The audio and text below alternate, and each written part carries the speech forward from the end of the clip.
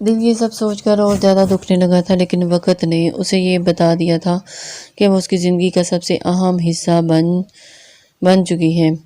وہ اپنی محبت کو مزید کسی کے ظلم کا شکار نہیں ہونے دے گا۔ دائم نے اس کے چہرے پر محبت سے ہاتھ رکھا، اور میری جان، اب تمہیں کسی چیز کا خوف نہیں ہوگا، میں ہوں تمہارے ساتھ۔ نوال بے ہوشی کی حالت میں بھی تھی، لیکن دائم کی باتوں میں محبت اور خلوص صاف جھلک رہا تھا۔ فارم ہاؤس کی خاموش فضا میں دائم نوال کو لے کر آیا تھا، اور گاڑی سے اترتے ہی نوال نے چاروں طرف نگاہ دوڑائی۔ یہ جگہ ایک خواب جیسی لگ رہی تھی، دور دور تک پھیلا سبزام، ایک پرسکون سا ماحول، اور وہ خوبصورت گھر جو دائم نے نوال کے لیے چنا تھا، مگر اس کی آنکھوں میں اب بھی وہ چپ تھی جو دائم کو بے چین کر رہی تھی۔ دائم نے آہستہ سے اس کو سہارا دیا اور فارم ہاؤس کے اندر لے آیا، اور اس نے نوال کو ایک آرام دہ صوفے پر بٹھا دیا تھا۔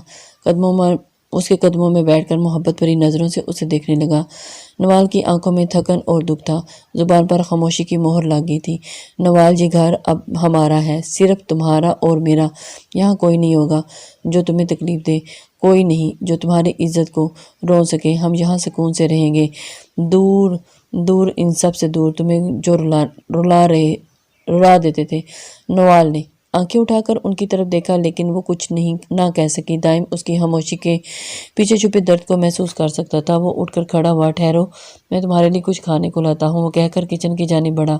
وہ ملازمہ سے کھانا لے آیا تو اس نے پلیٹ نوال کے سامنے رکھی تھی، اپنے ہاتھوں سے نوالا بنا کر اس کو کھلانے لگا۔ چلو کھاؤ، تم نے بہت دیر کچھ نہیں کھایا تھا۔ آپ سچ کہہ رہے ہیں، ہم واقعی اس گھر میں رہیں گے؟ وہ چونک کر بولی تو دائم نے اس کے چہرے کی جانب مسکراہٹ آ گئی تھی۔ ہاں نوال، یہ گھر صرف تمہارا اور میرا ہے، یہاں اور کوئی نہیں ہوگا، کوئی ظلم کرنے والا، کوئی تکلیف دینے والا نہیں۔ یہ گھر صرف تمہارے لیے ہے، تمہارے سکون کے لیے، وہ محبت سے بولا تھا۔ اس کی آنکھوں میں معصوم سی چمک آ گئی، وہ بچوں کی طرح سے خوش ہو گئی تھی، اور بے یقینی بے اختیار دائم کے گلے لگ گئی۔ دائم نے ہلکے سے اسے تھپتھپایا۔ تھوڑا سا فاصلہ رکھ کر بات کیا کرو میرا بچہ، ورنہ پھر خود ہی مشکل میں پڑ جاؤ گی۔ وہ اس کے ہونٹوں کا لمس اپنے سینے پر محسوس کرتا ہوا مخمور لہجے میں بولا تھا۔ کیا مطلب، کون سی مشکل؟ نوال نے حیرانی سے پوچھا۔ کچھ نہیں، تم آرام کرو کمرے میں جا کر، میں یہ برتن رکھ کر آتا ہوں۔ دائم نے اسے شرارتی نظروں سے دیکھ کر کہا تھا۔ وہ ہوں کی طرح اس کو دیکھ کر رہ گئی تھی۔ دائم کی مانی خیز بات اس کے سر پہ اوپر سے ہی گزری تھی۔ وہ دائم کے فون پر کارٹون دیکھنے میں مگن تھی، اور دائم اس کے پاس بیٹھا لیپ ٹاپ پر کام کر رہا تھا۔ نوال کی معصوم سی ہنسی، نوال کارٹون کے کرداروں کی آوازوں نے ماحول میں ہلکا پھلکا بنا رکھا تھا، لیکن اچانک دائم کے فون کی اسکرین پر کال آنے لگی۔ نوال نے بے دہانی میں فون اٹھایا اور اسکرین پر نظر دوڑائی، اور اس پر لکھا ہوا تھا بی جان۔ اس کے ذہن کو الجھا گیا۔ آپ کے فون پر کال آ رہی ہے، اس نے آہستہ سے کہہ کر فون دائم کو پکڑا دیا، اور فون نوال کے ہاتھ سے لے لیا، اور کال اٹھاتے ہی جلدی سے کمرے سے باہر نکل گیا۔ اس کے قدموں کی رفتار اور چہرے کی سنجیدگی نوال کو کچھ عجیب سا لگا۔ وہ خاموش رہی، مگر دائم نے کمرے سے باہر جا کر فون کان سے لگایا تو دوسری طرف بی جان کا غصے سے بھرا ہوا لہجہ سنائی دیا۔ کہاں ہو تم دائم؟ 2 دن ہو گئے تم نے حویلی میں قدم تک نہیں رکھا۔ ان کے لہجے میں سختی اور تلخی نمایاں تھی۔ اس نے گہری سانس لی۔ بی جان، اب میں اس حویلی میں قدم نہیں رکھوں گا جب تک آپ لوگ نوال کو دل سے قبول نہیں کریں گے۔ وہ بے شک بنی ہو کر اس گھر میں آئی ہے، لیکن اب وہ میری بیوی ہے۔ دائم میر شاہ کی عزت، اگر اس کے ساتھ کوئی برا سلوک کرے گا یا اس کے خلاف کوئی بات کرے گا تو میں برداشت نہیں کروں گا۔ یہ سب سن کر بی جان کا غصہ اور بڑھ گیا۔ یہ تم کیا کہہ رہے ہو؟ کیا تم اپنوں کو چھوڑ کر اس لڑکی کے لیے؟ دائم نے بیچ میں ہی ان کی بات کاٹ دی۔ اس کی آواز میں ایک غیر معمولی ٹھہراؤ اور سختی تھی۔ بی جان، میں نے اپنا فیصلہ کر لیا ہے۔ جب تک آپ لوگوں کے دلوں میں نوال کے لیے نفرت ختم نہیں ہوتی، میں اس گھر میں واپس نہیں آؤں گا۔ یہ کہہ کر اس نے بنا کسی توقف کے فون بند کر دیا تھا۔ بی جان دوسری طرف سے لک کر رہ گئی تھی، اور ان کے چہرے پر بے بسی اور غصے کے ملے جلے آثار تھے۔ دائم نے فون بند کر کے ایک لمحے کو خود کو سنبھالا اور گہری سانس لی، اور اپنے اندر کے غصے کو قابو میں لاتے ہوئے کمرے کی طرف واپس لوٹ آیا۔ کمرے میں واپس آتے ہی دائم نے نوال کی طرف دیکھا تھا، جو اب اس کے لیپ ٹاپ پر کارٹون دیکھنے میں مگن تھی۔ وہ کچھ دیر اسے دیکھتا رہا، اور چلو نوال، اب بہت کارٹون دیکھ لی ہے، اب سو جاؤ، وہ نرمی سے بولتا ہوا اس کے پاس آیا تھا۔ نہیں، مجھے ابھی اور کارٹون دیکھنے ہیں۔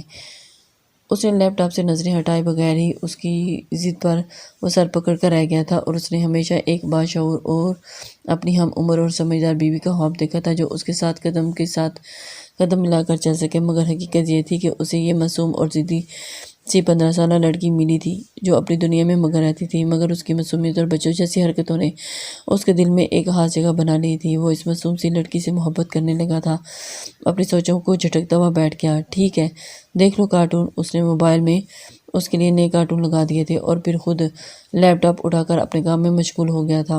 دونوں اپنے اپنے کام میں مشغول تھے کہ اچانک لائٹ چلے گی۔ نوال کے چہرے پر خوف کے آثار نمودار ہو گئے تھے۔ وہ ایک دم اچھل کر دائم کی گود میں آ بیٹھی۔ دائم اس کی غیر متوقع حرکت کو بوکھلا گیا۔ یہ کیا کر رہی ہو نوال؟ کچھ نہیں ہوتا، آرام سے بیٹھو، آ جائے گی لائٹ۔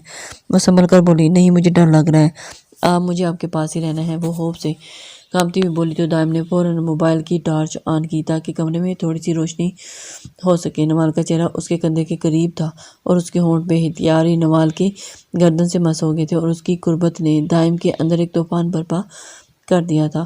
وہ بمشکل اپنے جذبات کو قابو رکھنے کی کوشش کرنے لگا تھا۔ نوال کی مزید نزدیکی نے اس کو بے چین کر دیا تھا اور نوال پلیز میرے صبر کا امتحان مت لو، سائڈ پہ ہو کر بیٹھو، کچھ نہیں ہوتا۔ وہ ضبط کی انتہا پہ تھا۔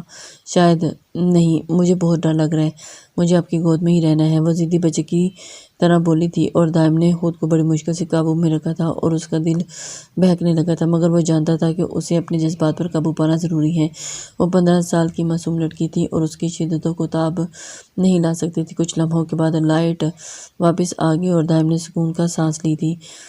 یار اب تو پیچھے ہٹ جاؤ، لائٹ آ گئی ہے، مجھے کام کرنا ہے۔ وہ اس کی گود سے اتر کر سائڈ پر بیٹھ گئی تھی اور مگر دائم کی حالت بے حد نروس تھی۔ وہ گہری سانس کھینچ کر واپس اپنے کام میں مشغول ہو گیا تھا اور وہ اپنے کام میں آفس میں بیٹھا کام میں مصروف تھا اور اس کی توجہ مکمل طور پر اسکرین پر تھی۔ جب اچانک دروازہ کھلا اور دادا جان اور میر شاہ اندر داخل ہوئے۔ انہیں دیکھ کر تو دائم چونک گیا تھا اور فوراً احتراماً کھڑا ہو گیا۔ بابا جان، دادا جان، آپ پلیز بیٹھے۔ وہ ان کی جانب بڑھا تھا۔ دادا جان اور میر شاہ خاموشی سے صوفے پر بیٹھ گئے تھے۔ دائم نے ان کے لیے پانی منگوا کر خود بھی قریب بیٹھ گیا تھا۔ میر شاہ کی گہری نظریں اب اور دادا جان کی خاموشی اسے بے چین کر رہی تھی۔ دائم، یہ کیا کر رہے ہو تم؟ ایک لڑکی کے لیے تم ہم سب کو چھوڑ رہے ہو؟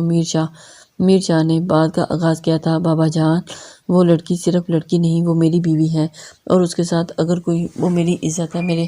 وہ مضبوط لہجے میں بولا تھا۔ مت کہو وہ تمہاری بیوی ہے، ونی کے طور پر آئی ہے۔ اس کے باپ نے تمہارے چچا کو قتل کیا، یہ بھول کے ہو کیا؟ دادا جان نے اپنا عصا زمین پر رکھ کر سخت آواز میں کہا۔ دائم کا چہرہ ایک پل کے لیے سپاٹ ہوا تھا۔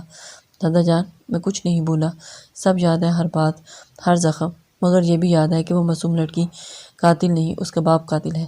میں ہمیشہ ونی کی رسم کے خلاف تھا۔ میں نے آپ سب کو پہلے ہی کہا تھا کہ مجھ سے یہ امید نہ رکھیے گا کہ میں اس رسم کو نبھاؤں گا، مگر پھر بھی آپ نے زبردستی میرا نکاح مجھ سے 15 سال چھوٹی معصوم لڑکی سے کروا دیا۔ اب جب یہ سب آپ لوگوں کی مرضی سے ہوا ہے تو اب میرے فیصلوں کے ساتھ چلنا پڑے گا آپ سب کو، ورنہ یہ بزنس، یہ سب کچھ بھی چھوڑ دوں گا۔ اس کے سخت اور کھردرے لہجے میں آفس کی فضا میں خاموشی بھر گئی تھی۔ وہ دائم جو ہمیشہ ان کے لیے ہر حکم کے آگے سر جھکا دیتا تھا، آج انہیں یوں کھری کھری سنا رہا تھا۔ دادا جان کو یقین نہیں آ رہا تھا کہ یہ دائم ہی تھا۔ دادا جان نے تھوڑی دیر کے لیے خاموشی اختیار کی تھی۔ دیکھو بیٹا، غصے میں فیصلے اس طرح کے نہیں کیے جاتے، ہمیں سوچنا پڑے گا۔ ٹھیک ہے، تمہاری بات سن لی، لیکن نوال اور تم حویلی واپس آ جاؤ۔ وہ تحمل سے بولے تھے۔ نہیں دادا جان، میں مزید اس پر ظلم برداشت نہیں کر سکتا اور نہ ہی ہونے دوں گا۔ وہ صرف 15 سال کی ہے، آپ لوگوں نے اس کی عمر کا بھی خیال نہیں کیا اور اسے اپنی نفرت کا نشانہ بنا ڈالا۔ کم از کم اس کے بڑے ہونے کا تو انتظار کر لیتے، پھر نفرت کر لیتے۔ ابھی تو وہ شادی کا مطلب بھی نہیں جانتی، نفرت کا مطلب بھی نہیں جانتی اور آپ سب نے اس پر ظلم کے پہاڑ توڑ دیے۔ بی جان کو کسی نے کچھ نہیں کہا، وہ اس پر ظلم کرتی رہی، مگر اب نہیں، جب تک میں زندہ ہوں اس پر ایک آنچ بھی نہیں آنے دوں گا۔ اس کی آواز میں وہ شدت تھی جو دادا جان اور میر شاہ کو خاموش کر گئی۔ بیٹا، ہم تمہاری بات کو سمجھتے ہیں اور کوئی حل نکالیں گے، مگر تم حویلی واپس آ جاؤ۔ میر شاہ نے بھی اس کو سمجھانا چاہا تھا، جب آپ لوگ کوئی حل نکالنے اور نوال کے ساتھ انصاف کریں گے تب میں واپس آؤں گا، اور اس سے پہلے تو نہیں، اس نے دو بدو جواب دیا تھا۔ دادا جان اور میر شاہ ایک دوسرے کی جانب بے بسی سے دیکھنے لگے۔ ٹھیک ہے بیٹا، جیسے تمہارے مناسب لگے۔ دادا جان اور میر شاہ آہستہ قدموں سے آفس سے باہر نکلے۔ تھے اور ایک گہری سانس لے کر کرسی پر گر گیا اور اس کے دل میں دکھ اور غصے دونوں موجود تھے، مگر اس نے فیصلہ کر لیا تھا کہ اب وہ اس معصوم حق کے لیے ہر حد سے گزر جائے گا اور واپس سے تھکا واپس آیا اور جب دروازہ کھول کر اپنے کمرے میں داخل ہوا تو اس کی نظر نوال پر پڑی جو سیدھے نیلے رنگ کی ساڑی پہنے ہوئی تھی اور اپنی سادگی اور معصومیت میں ساڑی میں بے حد خوبصورت لگ رہی تھی۔ وہ ایک لمحے کے لیے چپ چاپ کھڑا رہ گیا، جیسے اس کی آنکھوں کے سامنے کوئی حسین خواب آ گیا۔ وہ قدم قدم چلتے اس کے قریب پہنچا اور بے اختیار اس سے پوچھ بیٹھا، یہ ساڑی تمہارے پاس کہاں سے آئی؟ میں نے تو نہیں لے کر دی تھی تمہیں، ملازمہ سکینہ آنٹی کی بیٹی ہے نا، وہ لے کر آئی تھی۔ تو میں نے کہا میں بھی پہن کر دیکھتی ہوں، مجھے بہت پسند آئی۔ اس کے لہجے میں معصومیت تھی۔ وہ سر پکڑ کر رہ گیا، پھر اچانک نوال کی ساڑی جو ٹھیک سے بندھی نہیں تھی کھل کر زمین پر گر گئی۔ نوال کے تمام نشیب و فراز دائم کے سامنے واضح ہو گئے تھے۔ اس کا نازک نیم برہنہ وجود دائم کے سامنے قیامت خیز منظر پیش کر رہا تھا۔ وہ اس کو گہری نگاہوں سے دیکھ کر رہ گیا۔ وہ فوراً شرمندہ ہو کر ساڑی کو اٹھانے لگی، مجھے ساڑی ٹھیک سے نہیں پہننی آتی، پلیز میری مدد کریں۔ نہ دائم، وہ بیچارگی سے بولی تھی، میں کیسے مدد کروں، مجھے نہیں آتی میرا بچہ۔ وہ اس کو بچوں کی طرح پچکارنے لگا، تو پھر آپ فون سے دیکھ کر پہنا دیں۔ مجھے نہیں پہننی آ رہی۔ دائم اس کی ضد کے آگے ہار کر آگے بڑھا، ٹھیک ہے رکو۔ وہ اپنا فون نکال کر ساڑی باندھنے کا طریقہ دیکھنے لگا۔ دائم کے دل میں ایک جذباتی طوفان مچ رہا تھا۔ نوال کی قربت میں اس کا دل تیز تیز دھک رہا تھا اور اس کا دل چاہ رہا تھا کہ وہ اس ننھے وجود کو اپنی باہوں میں بھر لے، مگر جانتا تھا کہ ابھی وہ بہت چھوٹی ہے، اس کی شدتوں کو نہیں سہ سکے گی۔ اس نے اپنے جذبات پر قابو پایا اور انہیں ساڑی کو درست طریقے سے اس کو پہنا دیا۔ وہ قیامت سی لگ رہی تھی۔ نیلے رنگ کی ساڑی میں وہ ایک مکمل حسین خواب کی طرح نظر آ رہی تھی۔ اس کو دیکھتا رہ گیا، آخر اتنا روح وہ کہاں سے لاتی تھی؟ بتائیں کیسی لگ رہی ہوں؟ وہ پلو کو لہرا کر بچوں کی طرح سے خوش ہوتے ہوئے پوچھنے لگی، بہت حسین لگ رہی ہے۔ وہ بے اختیار بولتا اس کے سینے سے لگا کر اس کے ماتھے پہ بوسہ دے گیا، وہ جو اب بے حد خوش نظر آ رہی تھی۔ آگے بڑھ کر دائم کی طرح اس کو گلے لگا کر اس کے ماتھے پہ بوسہ دے گی۔ ہکا بکا رہ گیا اس کی جسارت پہ۔ اس کو اچانک ایک شرارت سوجی تھی۔ اس نے آگے بڑھ کر نوال کی لبوں پہ اپنے لب رکھ کر اس کو زور سے سک کیا تو وہ سسکاری بھر کر رہ گئی، چلو اب ایسے بھی کرو۔ وہ مسکراہٹ دبا کر بولا، نہیں ایسے درد ہوا ہے مجھے۔ وہ معصومیت سے منہ بنا کر اپنے ہونٹوں کو سہلاتے ہوئے بولی تھی۔ وہ مسکرا کر اس کو خود میں پیچ گیا۔ وہ جانتا تھا کہ اس وقت اس کی معصومیت اور اس کا بچپن ہی اس کا سب سے بڑا جمال تھا۔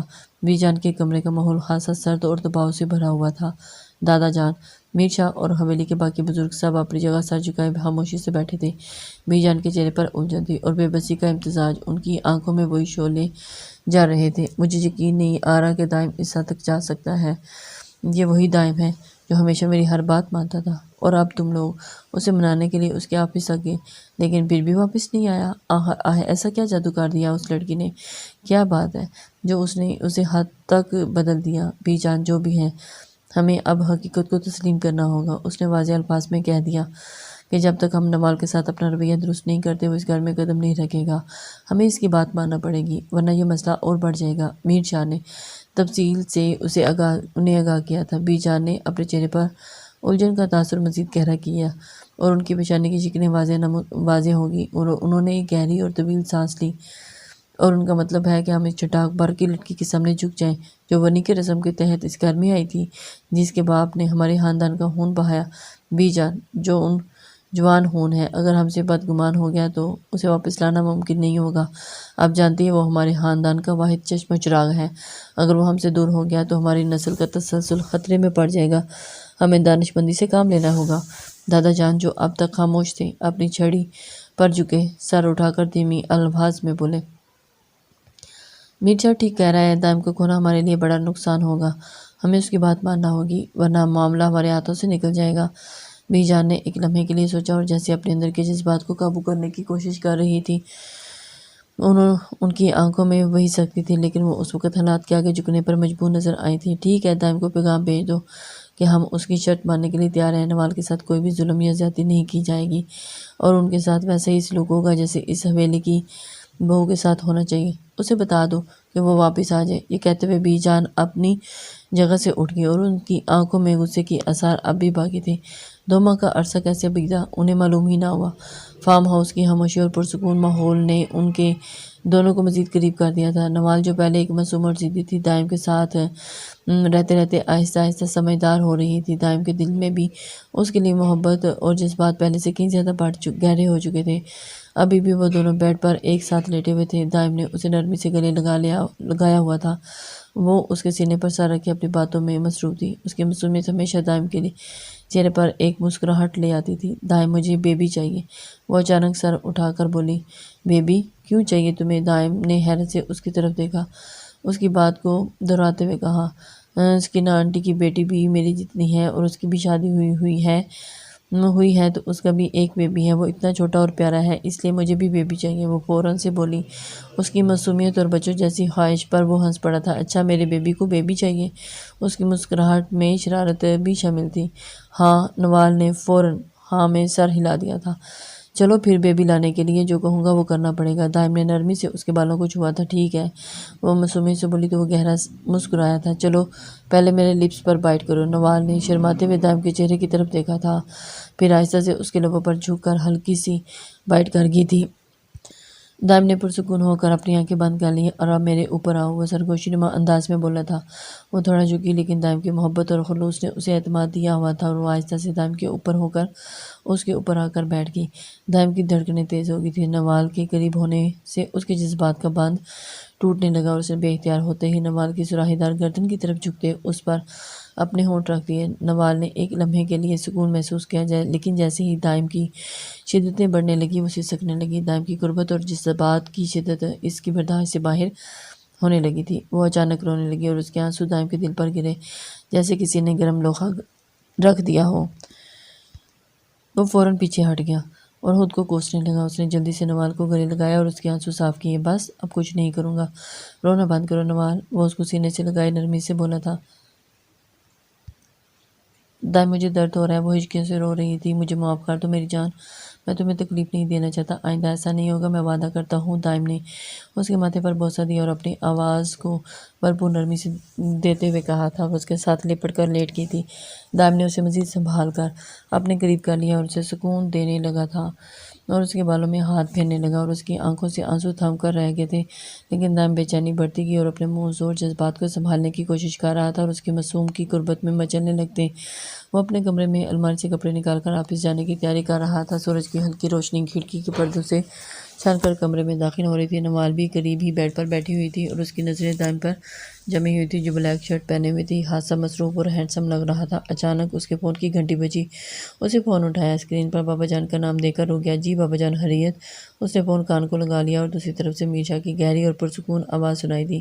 دائم بیٹا، ہم سب نے فیصلہ کر لیا کہ تمہیں اور نوال کو اب کسی قسم کی زبردستی یا زیادتی کا سامنا نہیں کرنا پڑے گا۔ بی جان نے نوال کو اپنی بہو کے طور پر تسلیم کر لیا ہے، ہم سب اسے اپنا چکے ہیں، تم دونوں اب واپس آ جاؤ۔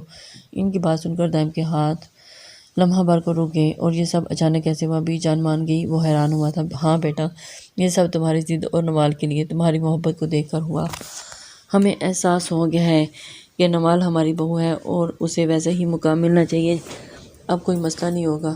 دائم نے گہری سانس لی اور کچھ لمحے کے لیے خاموش ہو گیا تھا۔ ٹھیک ہے بابا جان، میں کچھ دنوں میں نوال کے ساتھ حویلی واپس آتا ہوں۔ کچھ دیر کے لیے وہ بولا تھا، یہی بہتر ہے بیٹا، ہم تمہارا انتظار کریں گے۔ فون بند کرتے ہی دائم نے کچھ سوچتے ہوئے ایک نظر نوال پر ڈالی جو خاموشی سے اسے دیکھ رہی تھی، اور پھر بابا جان کا فون تھا، وہ چاہتے ہیں کہ ہم حویلی واپس چلے جائیں۔ سب نے تمہیں اپنا لیا ہے؟ سچ؟ مجھے قبول کر لیا سب نے؟ اس نے حیرت اور خوشی کے ملے جلے تاثرات کے ساتھ پوچھا تھا۔ ہاں، سب نے تمہیں قبول کر لیا ہے نوال، اب تمہیں کوئی پریشان نہیں کرے گا، وہ مسکرا کر بولا تھا۔ نوال نے آہستہ سے سر ہلا دیا اور اس کی آنکھوں میں خوشی کی جھلک آ گئی تھی۔ دائم نے نرمی سے اس کے قریب جا کر اس کے سینے سے لگا لیا تھا۔ اور اب بس تمہیں تھوڑا انتظار کرنا ہوگا، ہم جلدی واپس چلیں گے۔ اس نے خاموشی سے اس کی جانب اس بات میں سر ہلا دیا۔ وہ اپنے کام کی تیاری میں دوبارہ مصروف ہو گیا تھا اور اس کے چہرے پر اب سکون اور خوشی کے تاثرات نمایاں تھے۔ وہ بھی اپنوں سے ملنے کے لیے بےتاب تھی۔ دوپہر کا وقت تھا، حویلی کے دروازے پر گہما گہمی تھی اور ملازمین ہاتھوں میں گلاب کے پھول لیے قطار میں کھڑے تھے، اور حویلی کے بڑے دروازے کو رنگین پھولوں کی مالوں سے سجا دیا گیا تھا۔ دروازے کے قریب دادا جان اور میر شاہ بی جان، چچی جان کھڑے سب کے چہرے پر مسکراہٹیں نمایاں تھیں۔ سب کو معلوم تھا کہ آج 3 ماہ بعد نائم اور نوال واپس آ رہے ہیں، اور یہ لمحہ ان کے لیے خوشیوں کا باعث تھا۔ جیسے ہی گاڑی دروازے پر آ کر رکی، نائم نے گاڑی کا دروازہ کھولا اور باہر نکلا۔ سیاہ شلوار قمیض میں ہمیشہ کی طرح باوقار لگ رہا تھا۔ نوال بھی آہستہ آہستہ باہر نکلی اور آسمانی رنگ کے لباس میں بچوں جیسی معصوم مسکراہٹ لیے ملازمین نے ان دونوں پر گلاب کے پھول نچھاور کیے تھے اور حویلی کا ماحول خوشبو سے معطر ہو گیا تھا۔ دادا جان نے آگے بڑھ کر دائم کو گلے لگا لیا۔ ان کی آنکھوں میں خوشی اور فخر کا ملا جلا تاثر تھا۔ بیٹا، تمہارے واپس آنے سے حویلی رونق لوٹ آئی ہے، دادا جان نے جذبات سے لبریز لہجے میں کہا۔ آپ کی دعا دادا جان۔ دائم نے نرمی سے دادا جان کے ہاتھ تھام لیے تھے اور اس کے بعد بی جان نے آگے بڑھ کر ان دونوں کو دعا اور پیار دیا تھا۔ میر جان نے بھی مسکراتے ہوئے دائم کو گلے لگا لیا۔ نوال کے چہرے پر خوشی اور حیرت کے ملے جلے تاثرات تھے۔ وہ بچوں کی طرح سے مسکراتے ہوئے سب کا استقبال دیکھ رہی تھی۔ اس کی آنکھوں میں خوشی کی چمک نمودار ہونے لگی اور نمایاں تھی۔ حویلی کے اندر داخل ہوتے ہی ملازمین نے راستے میں پھول بچھا رکھے تھے اور ہر طرف محبت اور اپنائیت کا ماحول تھا۔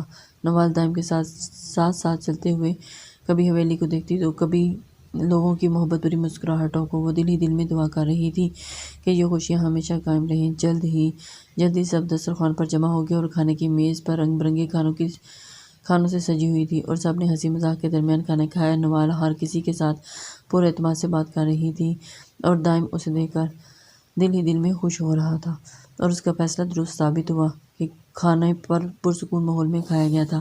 اور ان کو حویلی آئے کافی مہینے ہو گئے اور سب کا رویہ نوال کے ساتھ بدل گیا تھا۔ وہ تتلیوں کی طرح پوری حویلی میں اڑتی پھرتی تھی، مگر کوئی روک ٹوک نہ تھی۔ بی جان بھی اپنا دل اس کی طرف سے صاف کر چکی تھی اور اسی سب میں کیونکہ اسے اپنے ہونہار پوتے کو اس وجہ سے کھونا نہیں چاہتی تھی اور ابھی آفس سے حویلی لوٹا تھا کہ دادا جان نے اس کو بلا لیا۔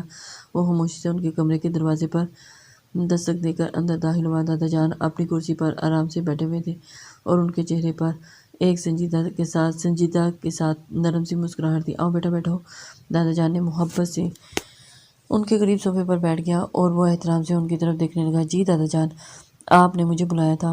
دائم، تم جانتے ہو کہ یہ خاندان تمہارے دم سے قائم ہے اور تم ہمارے اکلوتے وارث ہو، اور ہم چاہتے ہیں کہ یہ وراثت تمہاری نسل تک جائے اور تم ہمیں ہوتے پوتے کی خوشی دو۔ بلا کسی تمہید کے صاحب کوئی سے بولے۔ دائم ان کی آخری بات پر چونک گیا تھا۔ ہاں بیٹا، اب وقت آ گیا کہ تم ہمیں ایک پوتے کی خوشی دو، اور نوال کے ساتھ تمہاری شادی کو کچھ وقت ہو چکا ہے اور ہم سب چاہتے ہیں کہ اب ہماری اگلی نسل کی بنیاد رکھی جائے۔ اور اس نے دادا جان کی بات سن کر گہری سانس لی۔ دادا جان، نوال ابھی بہت چھوٹی ہے، وہ صرف 15 سال کی ہے۔ میں جانتا ہوں وہ اس ذمہ داری کو سمجھ نہیں سکتی۔ بیٹا، ایک لڑکی 13 سال کی عمر میں بھی بالغ ہو جاتی ہے، یہ قدرتی بات ہے۔ نوال تمہارے ساتھ بہت اٹیچ ہے، اگر تم اسے محبت اور نرمی کے ساتھ سمجھاؤ گے تو وہ تمہاری بات کو مان لے گی۔ ہمیں یقین ہے کہ وہ تمہاری خوشی میں ہی اپنی خوشی دیکھے گی۔ وہ تو جیسے ہتھیلی پہ ہی سرسوں جمائے بیٹھے تھے۔ وہ بے بس ہوا تھا اور اس کا چہرہ کسی گہرے اضطراب کا شکار لگ رہا تھا۔ دادا جان نے، میں نوال کو سمجھاؤں گا، لیکن مجھے خود وقت چاہیے۔ میں اس معاملے میں جلدی نہیں کرنا چاہتا۔ وہ میرے لیے کانچ کی گڑیا کی طرح ہے۔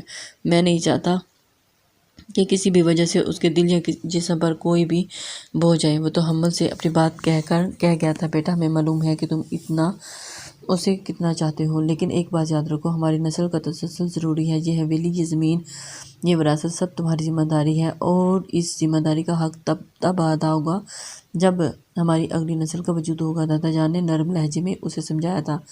وہ خاموشی سے ان کی بات سنتا رہا اور اندر ہی اندر شش و پنج میں مبتلا تھا۔ اسے یہ سمجھ نہیں آ رہا تھا کہ وہ اس معاملے کو کیسے سنبھالے۔ نوال کی معصومیت اور کم عمری اس کے دل میں بار بار آ رہی تھی۔ وہ اور دادا جان کی خواہش کے آگے بے بس بھی محسوس کر رہا تھا۔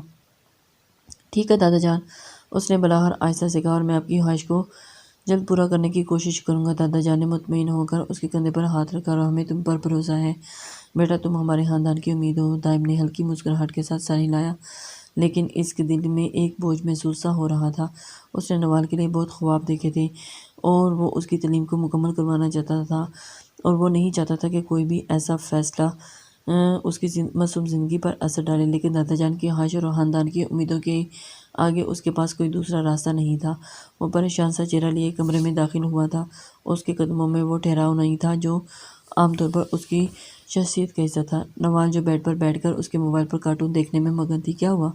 تھکے ہوئے لگ رہے ہیں آپ، وہ اس کی طرح دیکھتے ہوئے مسکراتے ہوئے بولی تھی۔ کچھ نہیں، بس تھوڑا سا پریشان ہوں۔ اس نے نوال کی طرف دیکھا تھا اور ہلکے سے سر ہلایا۔ پریشان کیوں ہے؟ مجھے بتائیں نا، شاید میں کچھ کر سکوں۔ نوال نے موبائل ایک طرف رکھ دیا اور قریب آ کر اس کے ہاتھ تھام لیا۔ وہ مسکرا کر اس کے ننھے ہاتھوں کو دیکھنے لگا جس میں اس کے ہاتھ تھے۔ اور تمہیں یاد ہے تم نے کہا تھا کہ تمہیں بیبی چاہیے؟ اس کی بات پہ نوال بھی آنکھوں میں خوشی کی چمک آ گئی تھی۔ ہاں چاہیے نا، کب ملے گا مجھے بیبی؟ وہ اپنی اصلی معصومیت سے بولی۔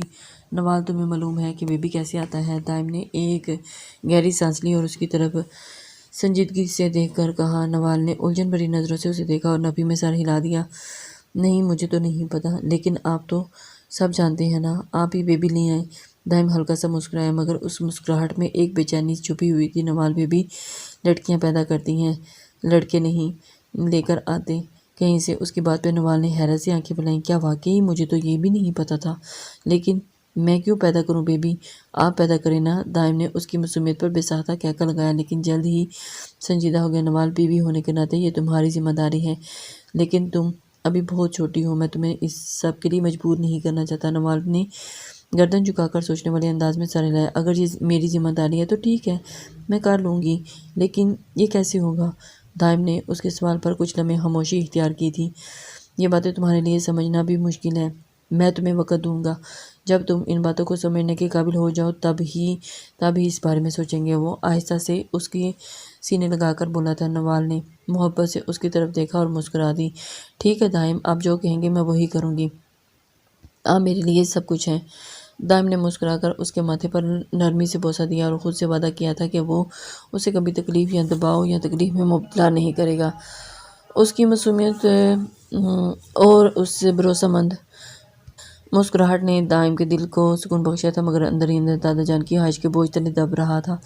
3 سال بعد آج 18ویں سالگرہ تھی۔ آج وہ پورے 18 سال کی ہو گئی تھی اور اس نے 3 سال کے عرصے میں دائم شاہ کی محبت نے اسے ایک حسین دوشیزہ بنا کر ابھارا تھا۔ وہ یقوتی حسن کی مالک تھی جو اسے دیکھتا ہی رہ جاتا، اور اس کے حسین اس قدر حسین و جمیل، مگر دائم شاہ اب تک ادھورا تھا۔ اس نے اس کے بڑے ہونے کا بڑی شدت سے انتظار کیا تھا اور اپنے موز اور جذبوں کو 3 سال سے سلاتا رہا تھا۔ اس نے دادا جان اور بی جان کو بھی اپنے ساتھ 3 سال کے انتظار کی سولی سے لٹکا رکھا تھا، جو اس کے پوتے کے خواہشمند تھے، مگر اس کے کہے کے مطابق نوال کے 18 سال ہونے کا انتظار کر رہے تھے۔ رات کے سالگرہ کی تقریب کے بعد وہ تھکی ہوئی وارڈروب سے ڈریس چینج کر کے ڈریسنگ ٹیبل کے آگے بیٹھی اپنے ہاتھوں پہ لوشن لگا رہی تھی۔ دائم ابھی تک کمرے میں نہیں آیا تھا، وہ دوستوں میں بیٹھا ہوا تھا۔ ابھی اس کو کچھ دیر ہوئی تھی کہ کمرے کا دروازہ کھلا اور اس نے مڑ کر دیکھا تو دائم کو دیکھ کر مسکراتا اس کی جانب آیا تھا۔ میرا 3 سال کا صبر ختم ہوا، اب تم نہیں بچو گی میرے، کہتے ہوئے ساتھ ہی کھینچ کر اس کو اپنے ساتھ لگا چکا تھا۔